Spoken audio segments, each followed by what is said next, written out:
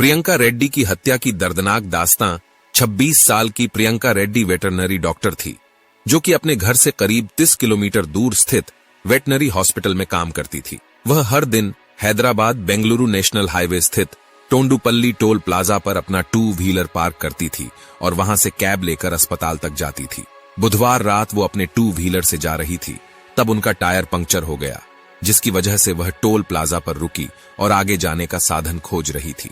Doctor Priyanka Reddy veterinary hospital से toll plaza पर लौटी और वहां से एक और क्लिनिक पर जाने के लिए रवाना हो गई। रात 9:22 पर डॉक्टर प्रियंका ने अपनी बहन भव्य रेड्डी को फोन पर बताया कि उसके 2 व्हीलर का एक टायर पंक्चर है।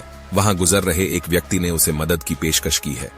कुछ देर बाद प्रियंका ने अपनी बहन को दोबारा फोन कर बताया कि मदद की पेशकश करने वाला व्यक्ति कह रहा है कि आसपास की सभी दुकानें बंद हैं और पंक्चर ठीक करवाने के लिए गाड़ी को कहीं और ले जाना होगा। बहन भव्या रेड्डी का कहना था कि जब प्रियंका रेड्डी ने फोन किया तब वह कुछ डरी हुई लग रही थी।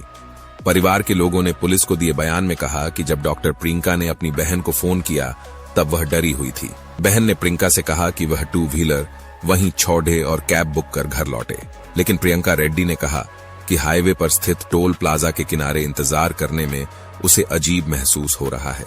डॉक्टर ने बाद में अपनी बहन से यह भी कहा कि आसपास अजनबी लोग हैं, वे उसे घूर रहे हैं और उसे डर लग रहा है। पास में ही एक लॉरी खड़ी है जहां कुछ लोग मौजूद हैं। डॉक्टर प्रियंका ने अपनी बहन से कहा कि वह उससे फोन पर बात करती रहे। बाद में रात 9:45 पर डॉक्टर प्रियंका का फोन स्विच ऑन ऑफ हो गया।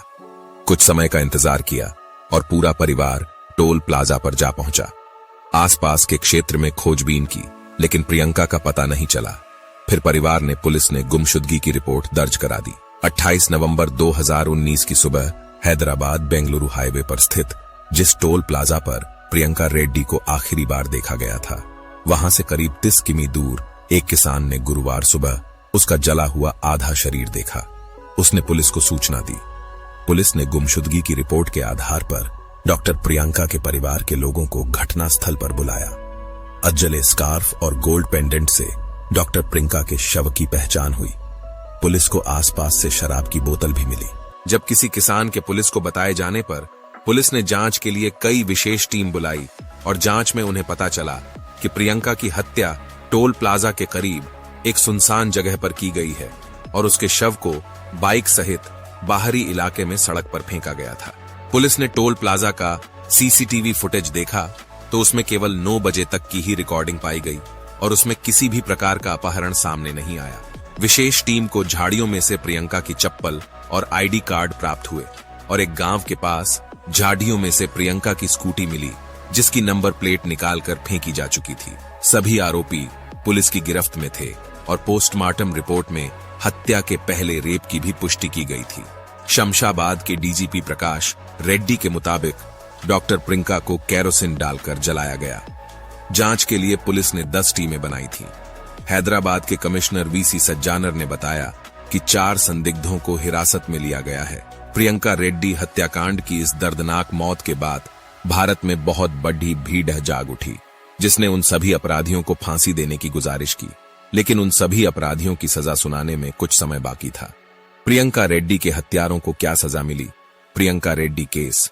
प्रियंका रेड्डी के गुनहगारों को फांसी की सजा सुनाने से पहले ही जब पुलिस द्वारा उन दरिंदों से पूछताछ शुरू हुई, तब पुलिस को वो हादसा समझने के लिए उसी घटना स्थल पर ले जाया गया और उनसे प्रियंका रेड्डी की मौत किस तरह की गई ये पूछा जाने लगा, जिसमें उन्होंने बताने के बजाय भागने की कोशिश की। दरिंदों ने वहां से भागने के साथ साथ पुलिस पर हमला कर दिया और उनकी बंदूकें लेकर भागने की कोशिश की, लेकिन पुलिस ने किसी तरह उनको रोकना चाहा और उनको इनकाउंटर में मार दिया। पुलिस का कहना था कि यदि वो उन्हें नहीं मारते तो वो पुलिस वालों को ही मार देते। लाखों लोगों की उम्मीद थी कि प्रियंका रेड्डी के मुजरिमों को फांसी दी जाए, लेकिन भगवान के घर देर है अंधेर नहीं। उन सभी 4 दोषियों को उसी जगह मारा गया जहां डॉ प्रियंका रेड्डी को जलाया गया था। जाने अनजाने उन 4 दोषियों को उनकी सजा मिल ही गई। अगर देश में ऐसे ही रेप और हत्या होती रही तो यकीन मानिए हमारा देश अपराधियों का सबसे बड़ा देश कहलाया जाएगा। मैं आपसे निवेदन करता हूं कि जितना हो सके उतना अपराध से बचना है। किसी भी प्रकार के गलत काम को शुरू ही नहीं करना है। अपने आसपास के लोगों में शिक्षा को बढ़ाना है, क्योंकि शायद शिक्षा की कमी की वजह से ही लोगों में जानवरों जैसी हरकत आती है।